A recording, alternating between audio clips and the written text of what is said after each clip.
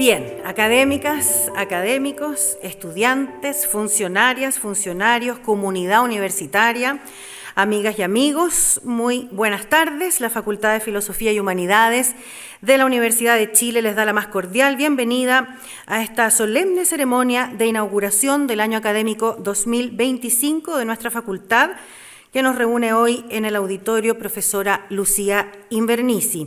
Preside esta ceremonia el doctor Raúl Villarroel Soto, decano de la Facultad de Filosofía y Humanidades de la Universidad de Chile.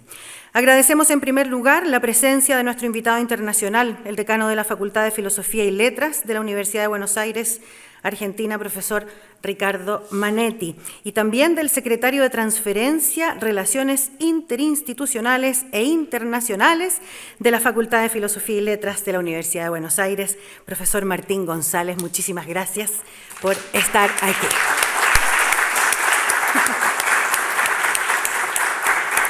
También nos honran con su presencia la decana de la Facultad de Comunicación e Imagen, profesora Loreto Rebolledo, el decano de la Facultad de Artes, profesor Fernando Carrasco, el subdirector de Relaciones Internacionales de la Universidad de Chile, profesor Osvaldo Guzmán, en representación de la directora profesora Alicia Salomone, quien no pudo estar, pero envió un afectuoso saludo, el vicedecano de la Facultad de Filosofía y Humanidades, profesor Ulises Cárcamo, la directora del Departamento de Lingüística y senadora universitaria, profesora Soledad Chávez, la directora de Relaciones Internacionales, Alejandra Botinelli, la directora de Extensión, Comunicaciones y Vinculación con el Medio, profesora Daniela Picón, la directora de Investigación y Publicaciones, profesora Teresa Flores, la directora y el subdirector del Centro Saberes Docentes, profesora Marcela Peña y el profesor Pablo González, el director de pregrado, profesor Lino Cubillos, el director de posgrado, profesor Alan Martin. También nos acompaña el director de Relaciones Internacionales de la Facultad de Comunicación e Imagen, profesor Tomás Peters, la directora del Programa Transversal de Educación, Cristina Arenas, el senador universitario Cristóbal Bruna, la profesora Kemi Oyarzún, con decoración al mérito Amanda Labarca 2020, la directora de nuestro querido Liceo Experimental Manuel de Salas, profesora Marcela Bornán, el director de la Escuela Juan Moya Morales, señor Manuel González, profesoras y profesores de la Escuela de la Victoria y su Biblioteca Redonda, la Escuela República de Francia y la Escuela Juan Moya Morales, la presidenta del Colegio de Periodistas de Chile, señora Rocío Alorda, la presidenta de la Asociación de Académicas y Académicos de la Universidad de Chile, ACAUCH, Paula Vidal, profesora Paula Vidal, la presidenta de la Asociación de Funcionarias y Funcionarios de Filosofía y Humanidades y del campus Juan Gómez Millas, Constanza Heredia, el representante de la directiva del Sindicato de Trabajadores y Trabajadoras Honorarios de la Universidad de Chile, el profesor Ricardo Amigo, académicas, académicos, estudiantes, funcionarias, funcionarios, amigas y amigos, muchas gracias por su presencia. Como una de las facultades fundadoras de la Universidad de Chile, desde 1842 y hasta hoy, nuestra comunidad se reúne cada inicio de año solemnemente para inaugurar las actividades académicas de este ciclo que comienza. Es un acto académico donde se enlazan la tradición y la riqueza intelectual y patrimonial de esta institución de estudios superiores. Invitamos a este podio a la máxima autoridad de nuestra facultad, el profesor Raúl Villarroel Soto, para darnos la bienvenida.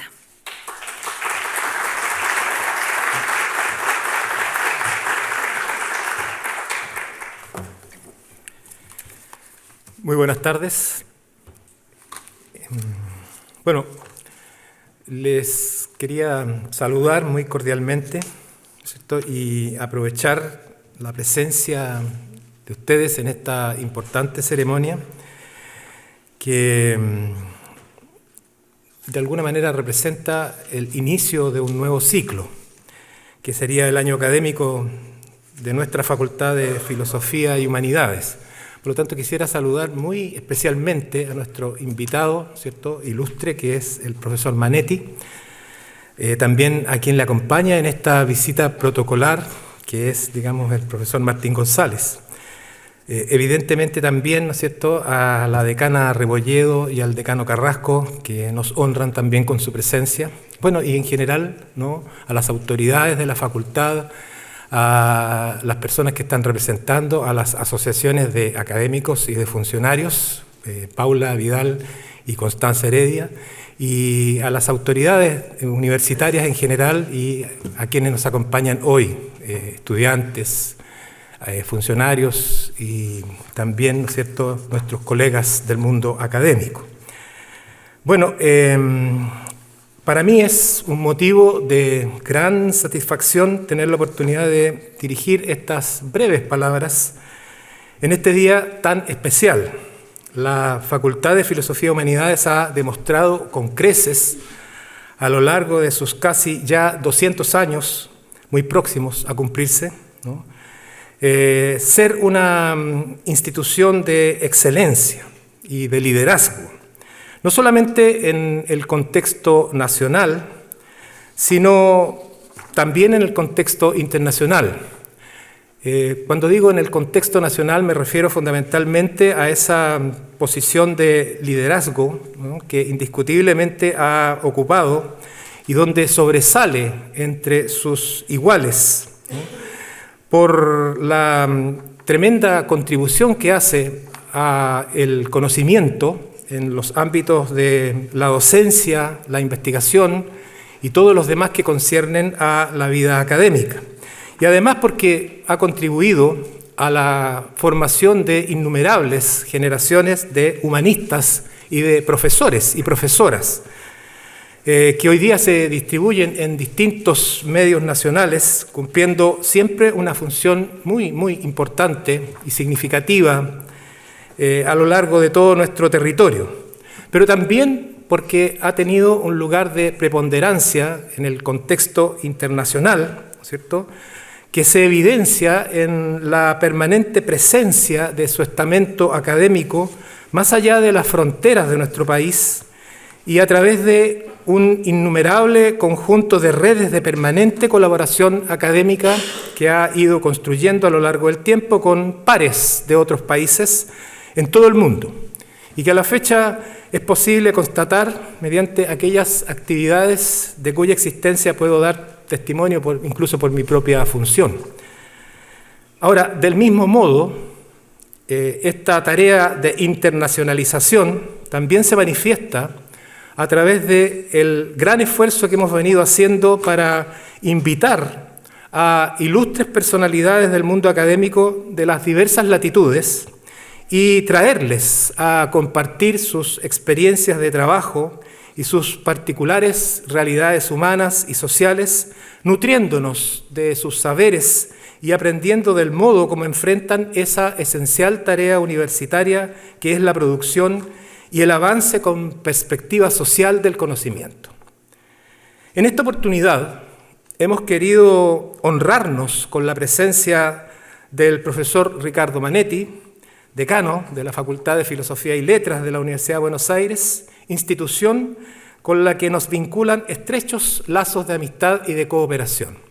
Recientemente, en el año 2022, tuve ocasión de suscribir precisamente con el propio profesor Manetti un convenio de colaboración que hemos activado a través de distintas, instancias que hemos venido desarrollando en el intertanto y que esperamos que prosperen desde ahora en adelante, sobre todo a partir de este feliz encuentro en el que estamos en este minuto incluso.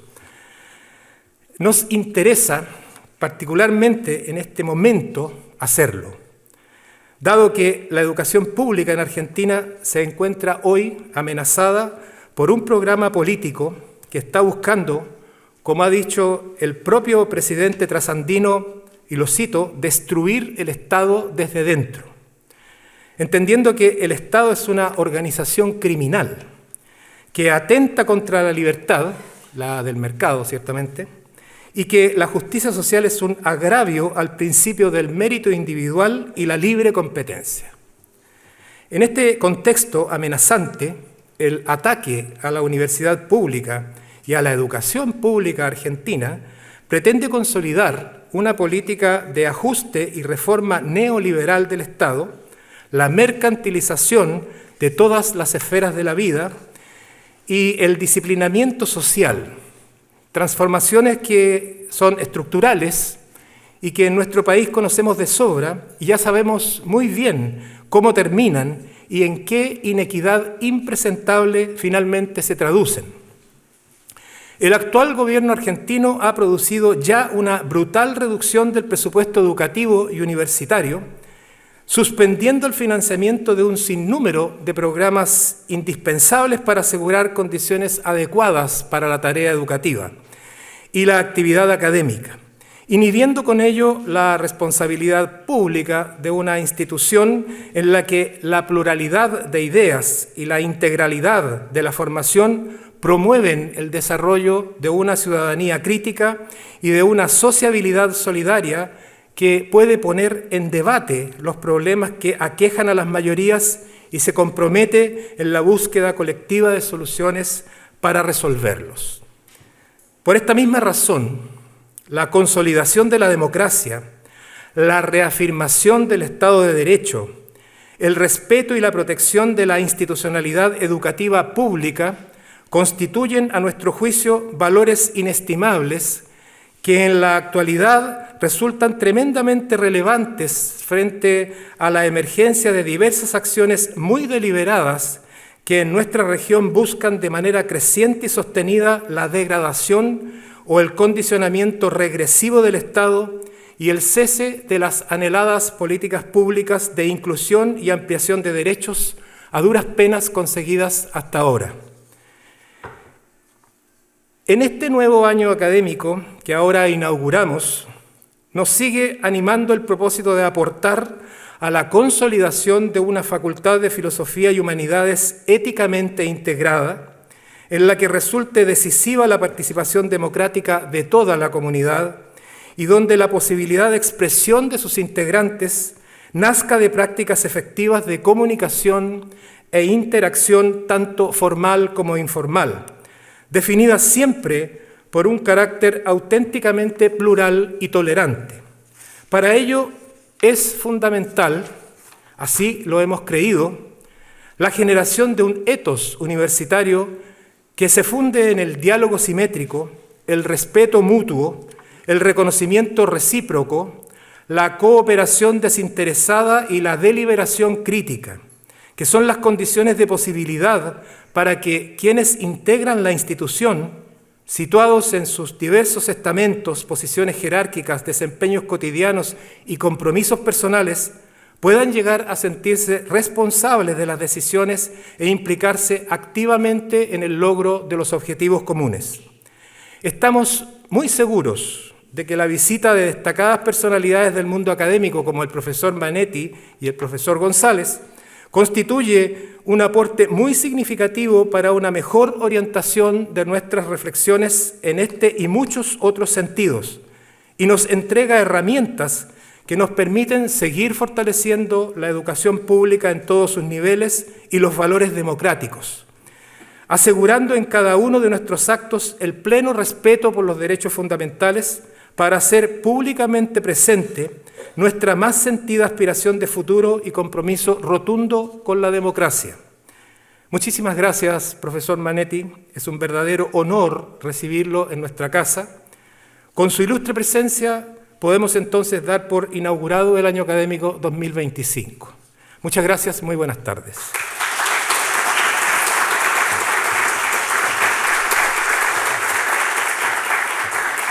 Agradecemos así entonces las palabras de inicio del profesor decano de la Facultad de Filosofía y Humanidades, Raúl Villarruel. Cada año es tradición convocar a esta ceremonia a intelectuales, académicos y académicas o investigadores e investigadoras a abrir la discusión y el diálogo respecto de problemáticas que cruzan nuestra sociedad. En esta ocasión tenemos el privilegio, como ya sabemos, de contar con la presencia del profesor Ricardo Manetti, decano de la Facultad de Filosofía y Letras de la Universidad de Buenos Aires, UBA. Él es licenciado en Artes y profesor titular de la misma universidad y la Universidad Nacional de las Artes. Como investigador ha participado en importantes publicaciones sobre cine argentino e internacional. En los últimos 20 años se ha dedicado a la gestión cultural, ha sido subsecretario de Cultura del Gobierno de la Ciudad de Buenos Aires, creador y director general del Buenos Aires Festival Internacional de Cine en sus primeras 3 ediciones, secretario académico de la Fundación Conex, entre otros. Por su trabajo como productor teatral, también también ha recibido los premios INADI y Roberto Jáuregui, y las obras que produjo obtuvieron varios premios ACE de la Asociación de Cronistas de Espectáculos. Le invitamos, por favor, señor decano, a subir al escenario a entregarnos su conferencia magistral titulada Defender la educación pública y la cultura hoy. Bienvenido, decano Meletti.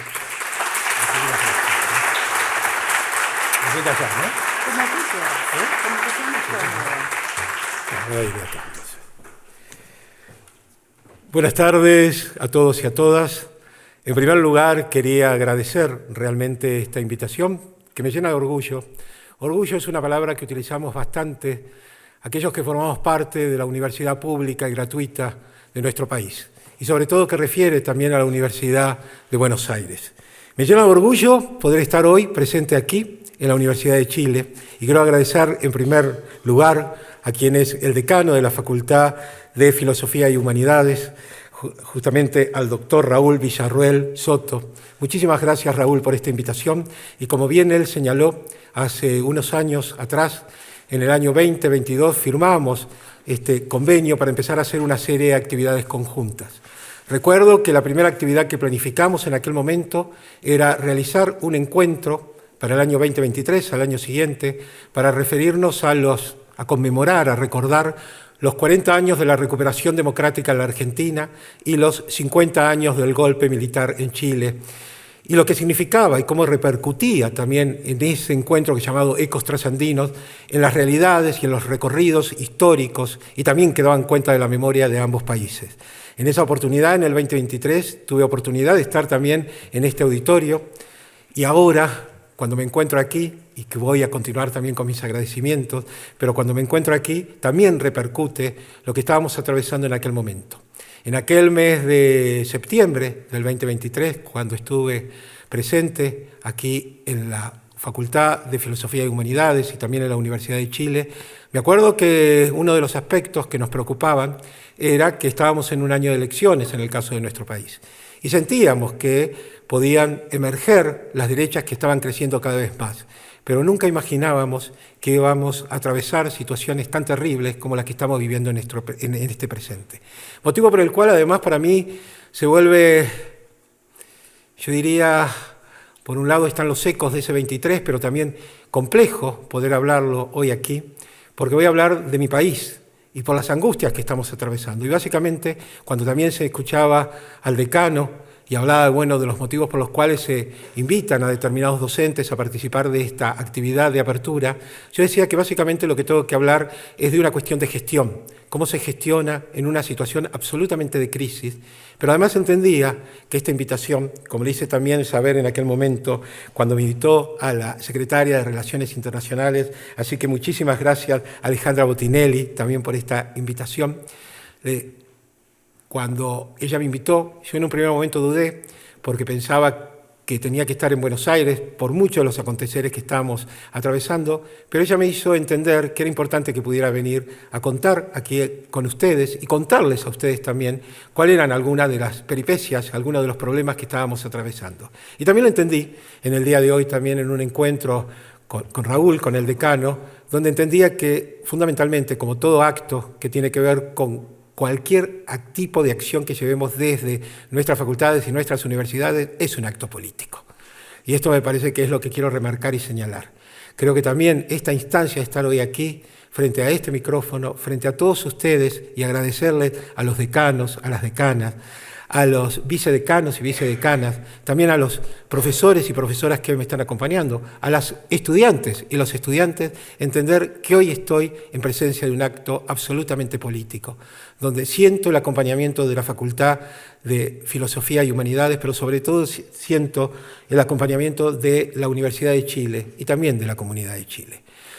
Cuando también no quiero dejar de saludar con ese nombre que es tan largo, y para mí es la Secretaría de Relaciones Internacionales, a quien también fue el que hizo posible esta posibilidad de encuentro cuando lo empezó a gestar allá por 2022, que es nuestro secretario de Relaciones Internacionales de la Facultad de Filosofía y Letras, Martín González. Así, en esta primera instancia, nuevamente repetir mis saludos al decano, a Alejandra, a Martín y a todos el resto de funcionarios, funcionarias y de la comunidad de la facultad y de la universidad que hoy están presentes.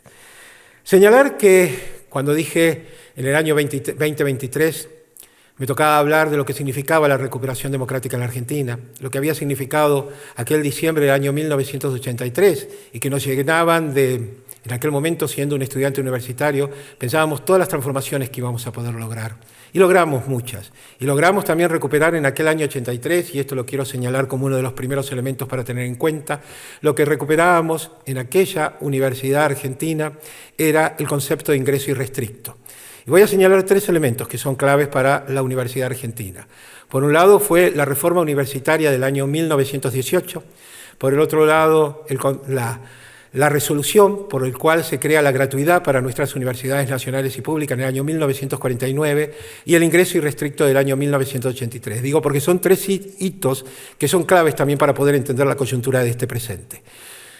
Cuando en el año 83 se hablaba de ese ingreso irrestricto, y se nos dice alguien que incluso había estudiado en otra facultad también de la UBA durante la dictadura, un par de años en la Facultad de Ciencias Económicas. En aquel momento teníamos los exámenes de ingreso, también había un arancelamiento, pero con la vuelta a la democracia volvíamos a recuperar lo que eran los patrones de nuestra universidad, aquello que nos guiaba y nos conducían. Y así la posibilidad de pensar esto que le dio identidad y que le da identidad no solamente a la Universidad de Buenos Aires, sino al resto de las universidades nacionales y públicas argentinas, lográbamos integrar ese concepto de una universidad para todas y todos. Una universidad absolutamente inclusiva, una universidad donde todos aquellos que querían formar parte, poder estudiar y que habían terminado sus estudios secundarios pudieran ingresar.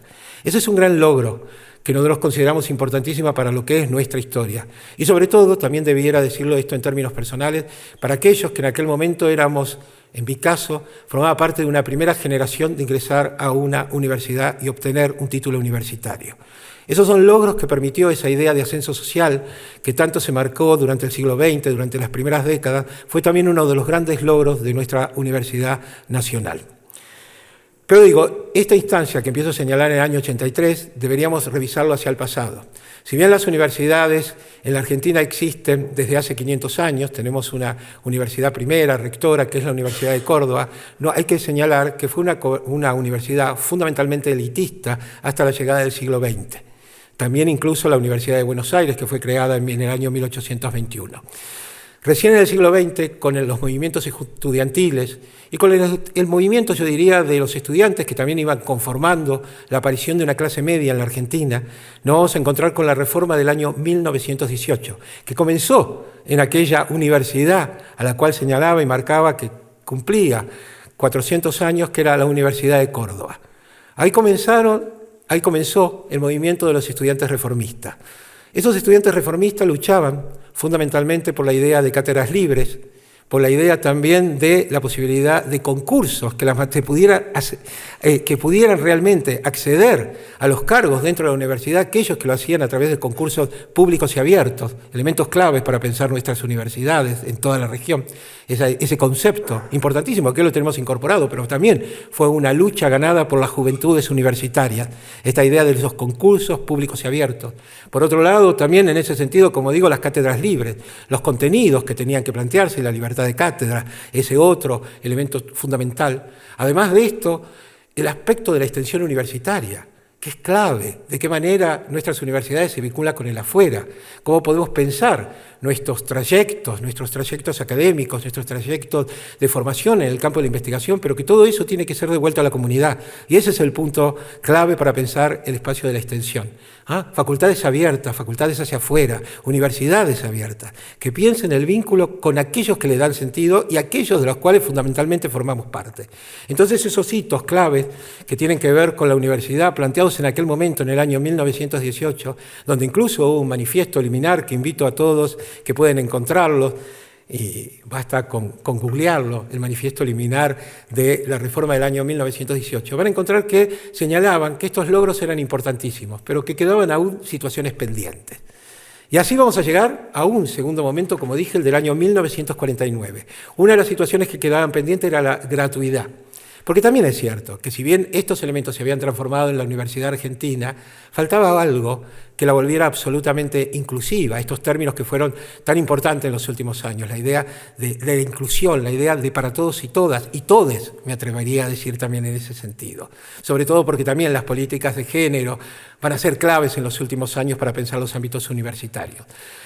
Pero faltaba algo para que los hijos y las hijas de los trabajadores y las trabajadoras pudieran llegar a la universidad. Y fue la gratuidad. Esa gratuidad que se logra y se consagra en el año 1949. Y en ese momento quien era el ministro de Educación, Sergio Ivanišević, iba a señalar que nos íbamos a encontrar por primera vez una universidad donde el privilegio de algunos se terminaba, porque ahora realmente era una universidad de los hijos y las hijas de los trabajadores. Y así fue que aconteció ese año 1949. Esto ha hecho que también se modificaran mucho todo lo que fue los modos de la construcción social.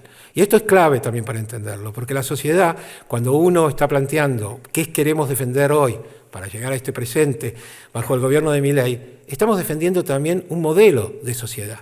Cuando uno piensa quiénes son los docentes, quiénes son los investigadores, quiénes son los médicos, las médicas, quiénes son quienes desarrollan los avances en el cambio científico, todos los que lograron transformar en buena medida la sociedad argentina, son todos en un número amplísimo, sobre todo por la historia que tienen las universidades públicas en la Argentina, son graduadas y graduadas de nuestras universidades públicas, de nuestras universidades nacionales. Algo que también en aquel momento empezó a gestarse, un concepto que luego se recuperó en las últimas décadas, es que con la gratuidad del año 1949 se lograba el concepto de una universidad nacional y popular.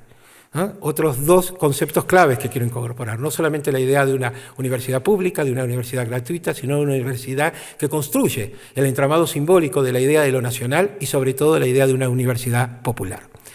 También es cierto que en este recorrido y lo que vino posteriormente nos fuimos encontrando con otras realidades, los diferentes golpes de Estado, la persecución que se dio en el ámbito universitario, las migraciones que se dieron, aquellos que debieron exiliarse, lo que significó en la década de 1960 la noche de los bastones largos, la intervención dentro de los ámbitos universitarios. Quiero señalar también un aspecto que olvidé decir y que es fundamental también cuando uno habla de la reforma del 18, un elemento clave que es la autonomía universitaria. Eso que estamos defendiendo y que vamos a seguir defendiendo todos aquellos que formamos parte de la universidad. Es decir, nuestras universidades son autónomas y tienen mismo la capacidad de gobernarse e incluso de construir su poder de policía. Esto es un elemento también importante también para ver cómo organizan y trabajan en sus propios presupuestos. Pero decía, vivimos muchas instancias llegando a momentos muy oscuros, como fue la dictadura entre los años 1976 y 1983, ni que hablar de la desaparición de personas, muchos de los cuales eran investigadores, eran docentes, eran estudiantes de nuestras facultades. Y voy a un ejemplo concreto. Nosotros tenemos en nuestra Facultad de Filosofía y Letras, en nuestra facultad que muchos la conocen con la denominación de PUAN, incluso hasta se hizo una película con ese nombre, PUAN, que en realidad PUAN es una de las sedes, son varias las sedes que tiene la Facultad de Filosofía y Letras de la UBA, pero PUAN es en buena medida el corazón de la facultad. Digamos que es un corazón desde el año 1988, porque aquellos que ingresamos en la facultad algunos años antes no llegamos a PUAN, todavía no existía PUAN. PUAN es una antigua fábrica de cigarrillos reciclada para transformarse en la Facultad de Filosofía y Letras. Esto lo quiero señalar porque también para tener cierta mirada crítica frente también a los aconteceres de una facultad como son las facultades de humanidades. Nosotros por primera vez en la Facultad de Filosofía y Letras hemos tenido e hemos inaugurado un edificio propio construido para ser facultad hace apenas 3 años. Siempre nos tocaba habitar otros edificios, así como el edificio en el cual yo ingresé. Luego de haber estudiado un par de años en dictadura, la carrera de Ciencias Económicas, ingresé a la Facultad de Filosofía y Letras en diciembre del año 83, con la apertura democrática. Ingresé en ese momento en un espacio que era una maternidad, que estaba ubicado, incluso estaban los espacios que tenían azulejos, piletas, era rarísimo estudiar ahí. Incluso tuve una compañera que tuvo una situación que creo que a muy pocas personas les deben haber pasado, que actualmente es consejera directiva de la facultad, la doctora Alejandra Roca, que dice que ella nació en esa maternidad Pardo y estudió en esa maternidad. Digo, estas también algunas paradojas para pensar el ámbito de esa educación pública. Pero digo, en el año estaba señalando que algunos de los aconteceres que tienen que ver también con nuestra propia facultad, ese espacio que nosotros tenemos, que es PUAM, también era una facultad, cuando uno dice que va trasladándose, porque siempre generó determinados malestares, aún incluso dentro de la propia institución universitaria. Esto también, aquellos que venimos del campo de las humanidades, y ustedes lo sabrán muy bien, siempre que se habla de los espacios de filosofía, letras, historia y el resto de las humanidades, artes, siempre hacemos ruido a la propia institución universidad ¿no? Somos los que generalmente generamos establecer determinados movimientos, determinados ruidos, pero también, digámoslo, son necesarios. Y la universidad nos requiere también en el momento de tener que salir a dar batalla. También esto lo señalo porque es uno de los aspectos que en los últimos 2 años con el gobierno de Milei nos está pasando. Hay algo que cuando digo estos 3 hitos, y hablaba de la autonomía, y hablaba de la reforma del 19, y hablaba también de la gratuidad del 49, y por el otro lado el ingreso irrestricto del 83, hay algo que quiero también señalar, que es que es necesario, digo también esta mirada, cierta mirada crítica hacia las propias instituciones. No hay duda que también cuando se logran determinados objetivos, luego tenemos que seguir trabajando intensamente en profundizarlo, pero también en transformar nuestras propias realidades. Digo esto porque a veces algunos de los aconteceres que nos pasan externamente, como es la llegada de Milei también al gobierno argentino, a lo mejor lo que nos aconteció es que habíamos perdido determinadas miradas hacia la afuera. Muchas veces las propias instituciones terminan mirándose y preocupándose por sus propias realidades internas. Basta pensar a veces lo que ocurre con las políticas de investigación, con las políticas académicas, donde terminamos construyendo un micromundo que son el de nuestras propias facultades, el de nuestras propias carreras, el de nuestras propias universidades, y luego la realidad nos va a confrontar de un modo brutal. Lo digo esto porque en buena medida también creo que esto nos aconteció si tengo que mirar el propio ámbito universitario. Y así es que llegamos al gobierno de Javier Milei. Javier Milei, como bien lo señalaba el decano recién, que vino, y lo dijo de un primer momento y lo anunció antes de ser votado, venía a destruir al Estado. Él mismo incluso se autodenominó como el topo, ¿no?, colocado ahí para destruir. Y cuando señala esto de destruir el Estado, no es una amenaza, es una acción concreta. Y esto también es algo que deberíamos prestarle especial atención. A veces creemos que hay términos, y por lo menos a eso a nosotros nos pasaban, que se decían, bueno, dice determinadas cosas, pero no lo va a hacer. Hoy los nuevos gobernantes, y sobre todo los que tienen este pensamiento de derecha o ultraderecha, lo hacen y van por más. Esto es por lo menos lo que hoy nosotros estamos atravesando en la Argentina. Y fundamentalmente, cuando dice viene a destruir el Estado, viene a extender, a destruir ese Estado que ha consolidado un modo de pensamiento también de una idea de nación. Y en esa idea de nación hay un dispositivo, hay un corazón, vuelvo a utilizar este concepto que señalé al comienzo de mi intervención, que es la universidad pública. La universidad pública porque justamente fue la responsable de construir muchos de los entramados sociales que hace nuestro país. Y cuando viene a destruir la universidad pública, lo que plantea es eliminar fundamentalmente el modo de una sociedad que lo que tiene la responsabilidad también es construir un aparato crítico, y ni que hablar del campo de las humanidades, ¿no? Nuestra gran fortaleza es salir a decir nosotros estamos construyendo un discurso crítico, y es muy valioso un discurso crítico, porque en definitiva es ahí donde estamos construyendo también los saberes para no ser domesticados, sobre todo cuando nos encontramos frente a tipos de gobierno que lo que buscan es una domesticación, generar un nivel de tabula rasa, de destruir el presente y además aniquilar el pasado, aniquilar la memoria. Y yo decía, y vuelvo a retomar algo que me quedó pendiente, cuando decía el espacio que nosotros tenemos y señalaba que durante la dictadura militar nos encontramos con una cantidad muy importante de estudiantes, de docentes, de trabajadores no docentes, desaparecidos y desaparecidas. Nosotros tenemos también dentro de nuestro propio espacio, y por eso había nombrado PUAM, tenemos nuestra aula, lo que sería nuestra aula magna, nuestra aula 108, que en realidad es un aula donde se da clase, pero tenemos con el retrato, con las imágenes, y aquellos que vayan a ver la película Puan lo van a ver, hay un momento en donde la cámara se detiene en los rostros de todos esos compañeros y compañeras desaparecidas y desaparecidos. Porque hay algo también ahí que viene a aniquilar el gobierno de Milei, es ese compromiso con aquellos que nos antecedieron en la lucha, ese compromiso con aquellos que dejaron su vida peleando por un mejor país. Y esas imágenes, que es el lugar en donde incluso entregamos, y es la jura, entregamos los diplomas a aquellos que están graduándose, pero también es fundamental poder entender y entendernos en cada uno de los presentes en los cuales nos toca hablar, en función también de esas imágenes que nos preceden. Porque esas imágenes están cargadas de sentido, están cargadas de significación, y están cargadas del valor que han hecho que esos jóvenes y esas jóvenes estén graduándose en ese momento en el país. Y esto lo digo porque también hay que resignificarlo de manera permanente, sobre todo en este presente.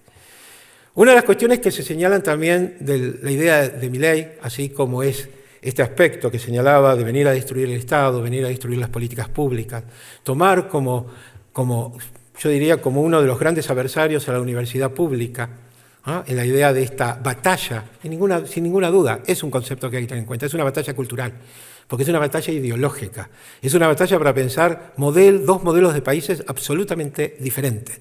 Pero además lo que va es al entramado simbólico que significa la universidad. Y sobre todo una universidad, y vuelvo a retomar los conceptos del principio, una universidad en la cual pueden tener acceso todas y todos. Y ahí está también el peligro. Porque además lo que busca el gobierno de Milei también es mercantilizar el saber. Situaciones que también, debo decir, en la Argentina conocimos durante la década de 1990, durante la época del menemismo, donde también se buscaron mercantilizar el conocimiento. Y no es tan mal, digo, esto también lo quiero señalar, no es tan mal pensar los nuevos tiempos en instancias de profesionalización, en transformación de planes de estudio, en mejoras también para lo que tiene que ver con las nuevas juventudes y los modos que tienen para pensar sus nuevas temporalidades y su nueva inserción en los campos profesionales. Pero eso no significa transformar a la universidad en una instancia de mero mercado. Y además hay un lugar también, la responsabilidad lo tiene la propia institución académica de hacer esas modificaciones y esas transformaciones. Y no pueden ser decretadas por el Poder Ejecutivo de nuestro Gobierno Nacional, en el caso de Argentina. ¿Y por qué señalo esto? Porque lo primero que hizo el gobierno de Javier Milei es congelar el presupuesto para las universidades nacionales al presupuesto que se había votado en el año 2022. Es decir, 2023, que por el otro lado se había votado en el año 2022, que fue el que funcionó durante el año 2023. Con lo cual a las universidades se le hacía imposible, a nuestras universidades en el año 2024 y 2025, que estamos atravesando, imposible seguir funcionando. Y acá quiero hacer una aclaración, porque también como son realidades diferentes de la universidad argentina, de las universidades chilenas, en el caso concreto de las universidades nacionales argentinas, el presupuesto que proviene del Ministerio de Educación, pero que es votado por el Congreso Nacional, justamente por su carácter también autónomo que tienen nuestras universidades, ese presupuesto es lo que tiene que habilitar la totalidad del funcionamiento de nuestras universidades y nuestras facultades. De ese presupuesto se sostiene todo lo que es la carga docente y no docente, es decir, todo lo que son los sueldos en las diferentes dedicaciones de todos los docentes que forman parte de todas las universidades nacionales y también de todos los no docentes que forman parte de las universidades nacionales. También de ahí se sostienen todo lo que son las políticas de investigación y de extensión. Esto no significa que también las facultades o las universidades puedan generar recursos propios, lo pueden generar, pero lo pueden generar para generar nuevos programas, para hacer otro tipo de contrataciones, pero en ningún momento esos nuevos ingresos a partir de recursos propios pueden ser destinados para aquello que es responsabilidad del Gobierno Nacional de sostener. Digo, esto es importantísimo también para entender cuál es la lucha que estamos llevando a cabo. Ahí hablamos justamente lo que hace a la presencia de esas políticas públicas en la instancia universitaria y en la instancia de la Universidad Argentina. Lo que intentó justamente Milei es ir en contra de esos presupuestos, por eso no se están votando los presupuestos correspondientes a los años posteriores. En tal sentido, la Universidad Argentina ha dado lucha. La primera gran manifestación, podemos decirlo, fue una gran movilización que hubo el 23 de abril del 2023, que fue una movilización clave, donde no solamente se movilizaron los estudiantes, las estudiantes, quienes forman parte de la comunidad académica, sino la sociedad toda. Porque esto mismo que decíamos al principio, ¿quién no quiere tener o tiene como un deseo posible tener un graduado o una graduada de una universidad pública, nacional, sobre todo por el valor de prestigios que también tienen nuestras universidades? Y el reconocimiento también en tipo internacional. Entonces se movilizó la sociedad toda. Luego de muchas luchas, en aquel momento peleábamos por lo que era el sostenimiento de los gastos de funcionamiento. La palabra lo dice, para poder funcionar. Incluso planteamos algunas estrategias interesantes, porque había que plantear nuevas estrategias comunicacionales. Este es otro aspecto que es importante tener en cuenta. Han cambiado las instancias de lucha, han cambiado las instancias de confrontación, porque también han cambiado un gobierno que instala otra agenda y otro tipo de debates. También nos obliga a repensarnos en términos de estrategias políticas de modo diferente. Cuando digo esto, también lo señalo porque hay algo que es clave, y también nos atraviesan las universidades actuales, que es el desarrollo de las nuevas tecnologías, las nuevas plataformas, los modos comunicacionales que se dan también en las nuevas tramas de organización de los sistemas, y que el gobierno de Milei supo utilizar muy bien. Y que creo que también en buena medida nosotros llegamos tarde a pensar cómo establecíamos esos diálogos de ese lugar concreto.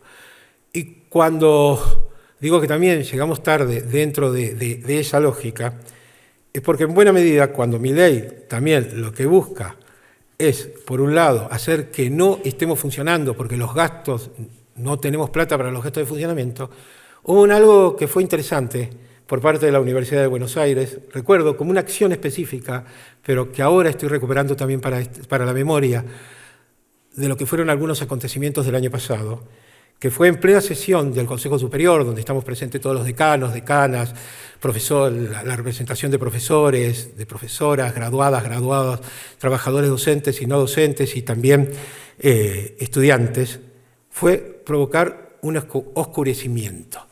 La idea de oscurecer todos los edificios de la UBA, en plena sesión del acto del Consejo Superior. Y fue de alto impacto. Sobre todo porque además incluso hay que pensar que el origen de la Universidad de Buenos Aires, allá en el año 1821, surgió en un espacio que se llama la Manzana de las Luces, que no era solamente por lo que tiene que ver con un espacio de iluminación que tenía en aquel momento esa zona del casco histórico, bueno, lo que hoy llamamos casco histórico de la ciudad de Buenos Aires, sino porque la luz tenía que ver con el lugar del saber, del lugar del conocimiento. Entonces era oscurecer ese espacio de construcción del conocimiento y que tuvo altísimo impacto mediático. Y sirvió como una de esas acciones para llevar adelante la movilización de abril del 2023. Pero ahí la lucha no terminó, la lucha continuó, porque venía otra situación que hoy atraviesa de un modo durísimo nuestras universidades, que es la lucha salarial. Hoy el problema que estamos teniendo es que no hay paritarias, el deterioro en lo que tiene que ver con la capacidad realmente de lo que significan los sueldos se han perdido en un 50%. Esto es enorme. Y estamos hablando tanto de los trabajadores docentes como no docentes. Muchos de ellos, en ambas instancias, están bajo la línea de pobreza. Y además, algo que empieza a preocupar de manera muy importante, que también vivió la Universidad Argentina en otros momentos y lo vivió en épocas de dictadura. Esto es interesante también para poder tener en cuenta, porque estamos viviendo bajo un sistema democrático, pero algunas de las formas recuerdan algunas de las dictaduras, y basta pensar cuando yo nombraba lo que fue la intervención ya por parte del Estado en nuestras universidades en la década de 1960, cuando se produjo el golpe, y esto obligó lo que se llamó la noche de los bastones largos a que muchos tuvieran que exiliarse, porque en realidad lo que está ocurriendo es que frente a esta situación salarial empiezan los exilios económicos. Muchos investigadores, y que forman parte de los recursos que la propia universidad formó y que a su vez son los responsables de formar a los nuevos recursos, empiezan a ser convocados por otras instituciones, no solamente universidades privadas, sino empresas transnacionales. Tal vez uno lo piensa, no tanto a lo mejor a quienes nos formamos en el ámbito de las humanidades, pero en otras áreas específicas, como el área de la ingeniería, el campo de las ciencias exactas, como el campo de las áreas médicas, empiezan a ser convocados y hay una gran preocupación de esas facultades que empiezan a vaciarse de aquellos que a su vez fueron formados por la educación pública y también por aquellos que en esa educación fueron sostenidos por el propio sistema, porque cuando uno dice una educación pública y gratuita, la gran pregunta que siempre plantea, no es gratuita porque hay alguien que lo sostiene, sí, lo sostiene la propia sociedad, los propios ciudadanos, el propio pueblo, la denominación que querramos hacerlo. Entonces también hay un compromiso mayor frente a ellos. Pero es esto también lo que busca este Estado, anular. Es ese lugar del compromiso cuando le impide seguir realizando sus intervenciones, sus investigaciones, porque ha recortado los presupuestos de investigación, porque no existe la posibilidad de mejorar la cuestión salarial donde hubo un deterioro del 50%. Y esa es la realidad que hoy nos encontramos en la Argentina. Pero vuelvo a decirlo, básicamente es una disputa en términos simbólicos, en términos ideológicos. Lo que acá importa, y fundamentalmente del gobierno de Milei, es erosionar la idea de lo público. Erosionar la idea de la gratuidad, erosionar el concepto de universidad. Y esto a su vez, al mismo tiempo uno podría decir, va acompañado para pensar el otro término, que es el término de la cultura. Digamos que también cuando hablamos de universidad estamos hablando de cultura, pero pensarlo en otras instancias, ¿qué es lo que ocurrió con otros organismos públicos? La semana pasada, muchos a través de las redes llegaba, y fundamentalmente por parte de aquellos que forman parte de la producción audiovisual argentina, señalaban que hace exactamente un año que el Instituto Nacional de Cinematografía no produce una sola película en la Argentina. Y esto es terrible para nuestra cultura.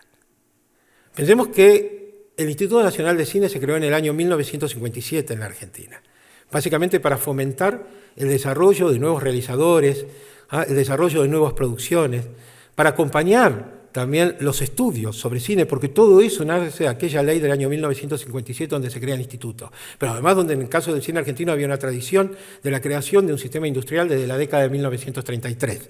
Pero es cierto que el 57 permitió la creación de otros cines, de que no hubiera solamente un modelo que era el modelo industrial, plantear sistemas alternativos.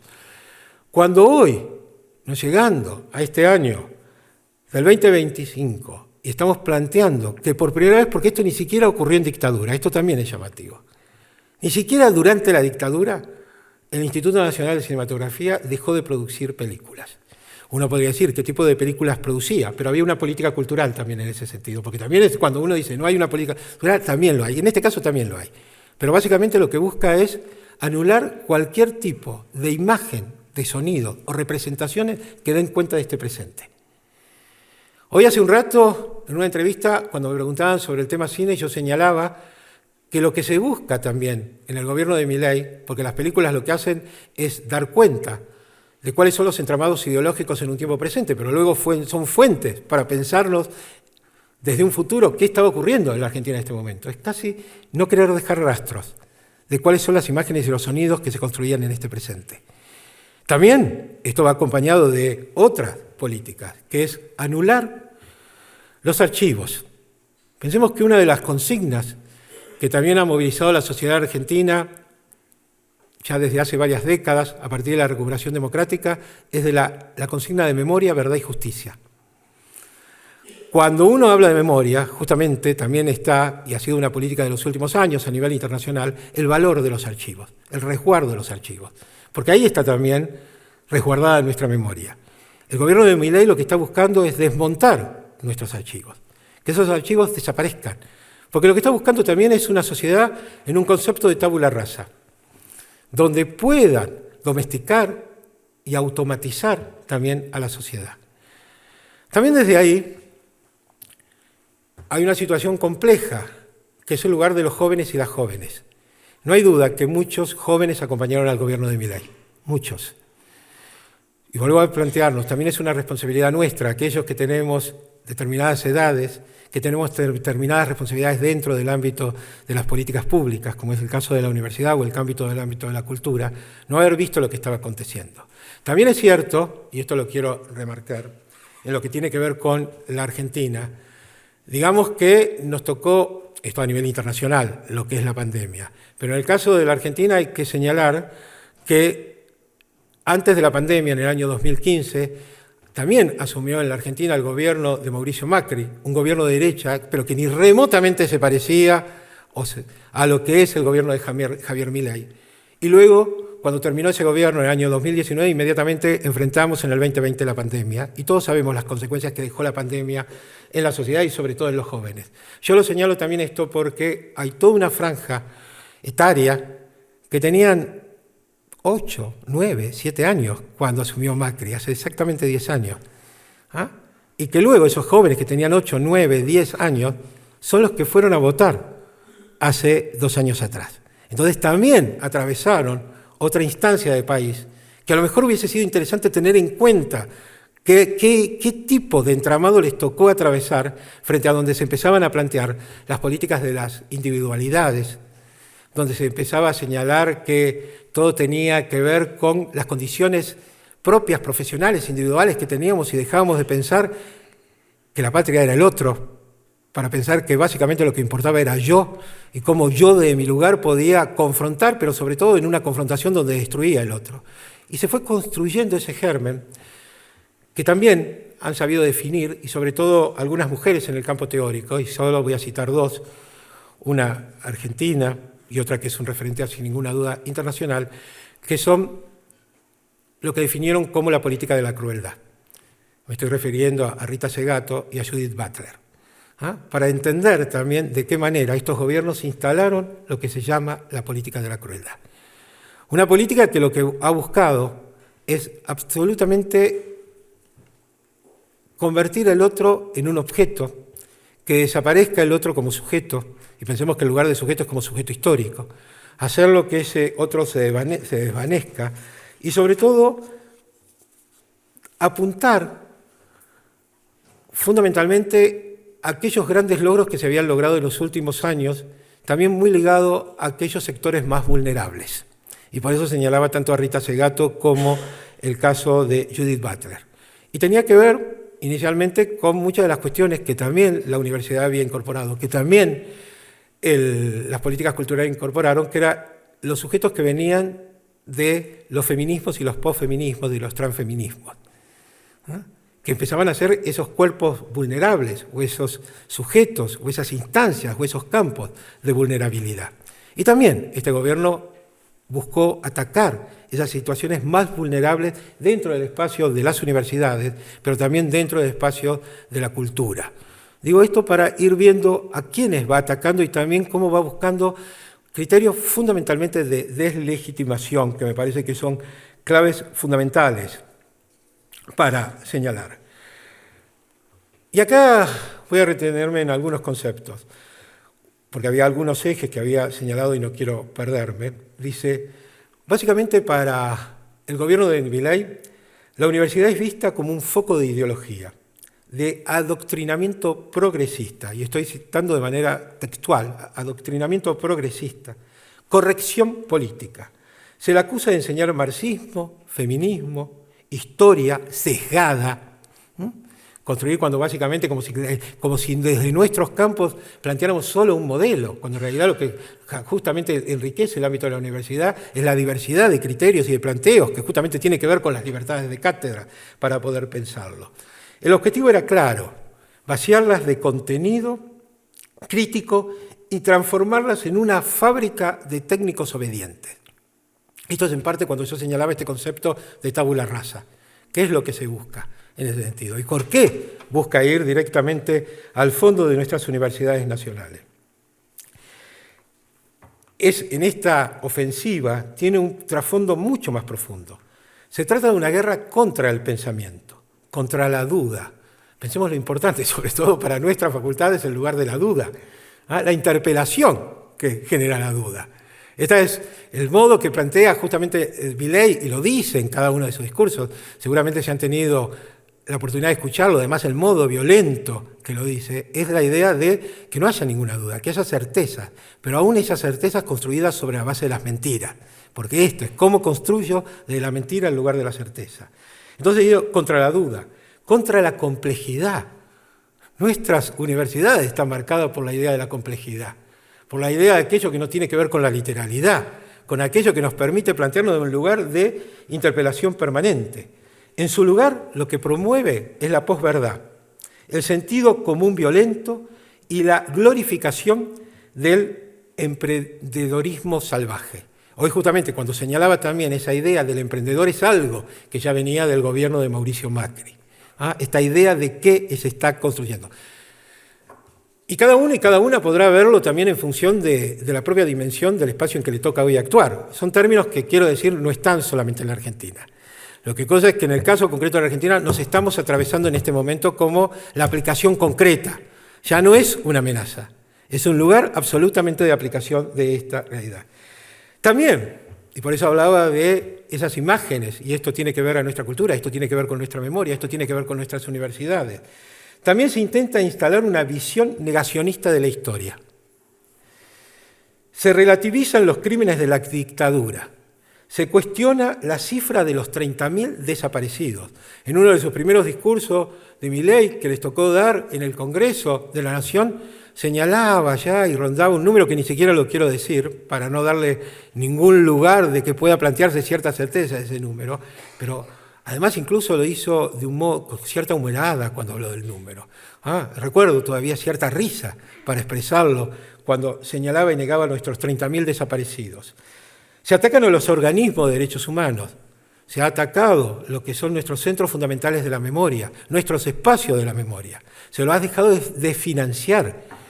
Ya no hay financiamiento de lo que son nuestros sitios de la memoria. Y también desde ese lugar de financiar los que son los archivos y en algunos casos incluso destruirlos. Por parte de algunos de estos espacios nos han llegado nosotros pedidos, no solamente a nuestra facultad o a nuestra universidad, sino al resto de las universidades, que por favor resguardemos la memoria porque tenían muchísimo miedo de lo que podía llegar a ocurrir con esos documentos. Eso es lo que estamos enfrentando el día de hoy. Todo eso tiene consecuencias concretas en el campo universitario, donde esas memorias han sido parte también de la construcción de nuestros saberes. Esto es fundamental, de nuestros saberes, de nuestra construcción pedagógica, que forman parte de nuestro entramado. Estamos, sin ninguna duda, frente a una ofensiva civilizatoria. Y frente a eso, no existe, y esto me parece que es uno de los puntos, y por eso yo agradecía tanto esta invitación, no existe la posibilidad de ningún tipo de neutralidad. Me parece que este es el punto también que hoy a nosotros nos está obligando a pensarnos desde un lugar absolutamente diferente. En ese sentido, voy a señalar también un par de frases que me parece que le van a dar, por lo menos van a poder sostener algunas de las cuestiones que estoy queriendo enunciar. Por un lado, yo había nombrado recién a Rita Segato en relación a lo que es la política de la crueldad. Rita Segato va a decir, la universidad debe ser una fábrica de pensamiento incómodo, no un espacio de obediencia. Fíjense estos elementos repetitivos que se van planteando. Y desde ese sentido, uno podría decir también que la crueldad se convierte en un método de gobierno. No se trata solo de ajustar, sino fundamentalmente de humillar, de generar la humillación del otro. No solo de recortar, sino fundamentalmente de disciplinar. Y quiero señalar este aspecto porque básicamente también lo que ha buscado este gobierno es un disciplinamiento. Hoy en este presente hay un ataque feroz al periodismo. Llamativamente a muchos periodistas que acompañaron y ayudaron a que Milei ascendiera y fuera elegido presidente de la Nación. Y a esos periodistas también el día de hoy está humillando y atacando a los Milei. Hay algo ahí que es esta necesidad de demostrar y la construcción de un poder a través de la humillación y la destrucción del otro. Esto es uno de los mecanismos claves que está realizando. También cuando digo que el cine argentino hoy no está construyendo sus imágenes, muchos dirán, y por eso lo quiero señalar acá, que en las últimas semanas, sobre todo, hubo mucha repercusión por una producción audiovisual argentina, que es El Eternauta, que nos llena de orgullo también, vuelvo a señalar la palabra que dije al comienzo, nos llena absolutamente de orgullo que esté esa producción. Pero no es una producción que fue subsidiada por una política de Estado, por una política cultural del Estado, sino que es una producción de Netflix, donde, sin ninguna duda, tiene que ver con el poder creativo de los artistas y las artistas argentinas y argentinos, que tiene que ver también con una obra fundamental en términos políticos que significa la obra de Oesterheld y lo que también tiene que ver con el lugar de los desaparecidos y desaparecidas. Oesterheld fue estudiante de Historia en nuestra Facultad de Filosofía y Letras. 2 de sus hijas desaparecidas también son estudiantes de nuestra facultad y están sus imágenes en esa aula 108. Pero por otro lado, lo que hace también Netflix es construirla en una producción que pueda ser asimilada para todas y todos a nivel internacional, porque es un producto del mercado. Y está buenísimo que lo tengamos, y es importantísimo, porque también permite reformular, incluso provocar algunas tensiones dentro de este propio gobierno. Pero lo que no está ocurriendo es que el Estado esté financiando sus películas argentinas. Es más, en este momento que estamos a pocos días de comenzar el Festival de Cannes, donde la Argentina siempre tuvo una presencia importante, hay solamente 2 películas. Hay un corto que fue realizado por estudiantes de una institución privada, la Universidad de Cine, importante, valiosa, y que están presentando su corto, que es un corto de una tesis escolar, y por otro lado una película del año 1955 de Hugo del Carril. Esa es la representación del cine argentino en este momento, para entender también cuál es la política que está llevando a cabo en la construcción de sus imágenes y sonidos. También lo mismo ocurre con el Instituto Nacional de Teatro. No se están acompañando las políticas para sostener lo que es la producción teatral en todo el territorio argentino. Porque uno de repente llega a la ciudad de Buenos Aires y muchos me he encontrado que me dicen, ¿cómo está Buenos Aires? A pesar de todo se la ve linda, están los espacios de teatro. Bueno, sí, están los espacios de las salas comerciales.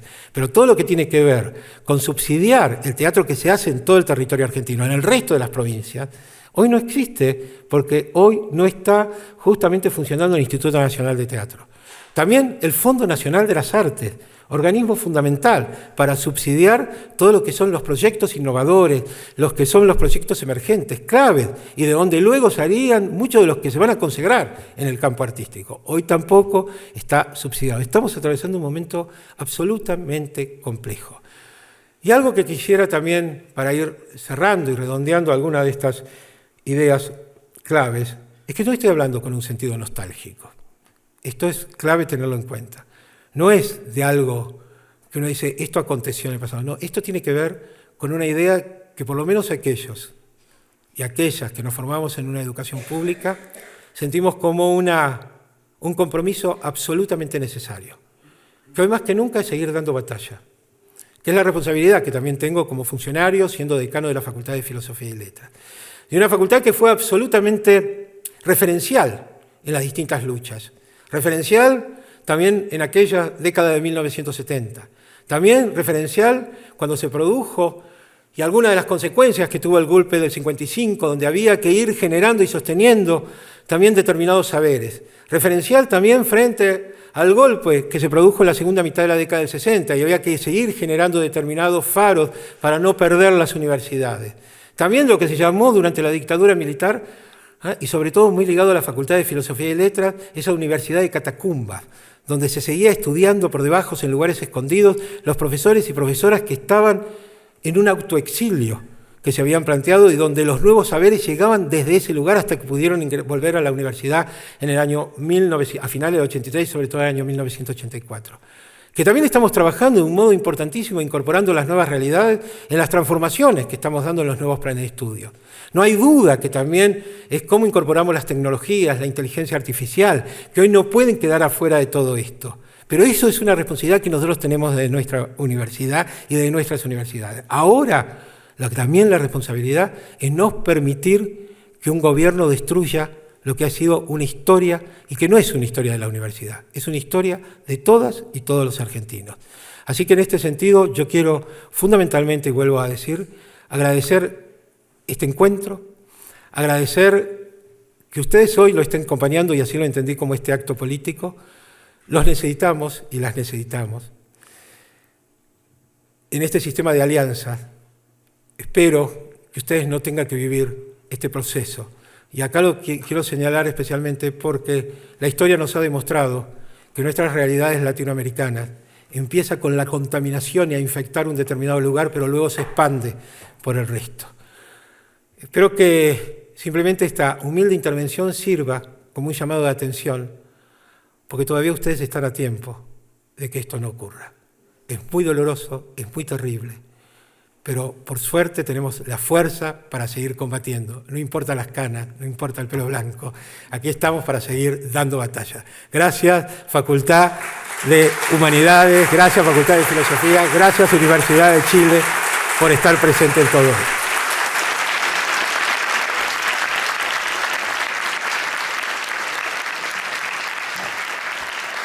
Gracias.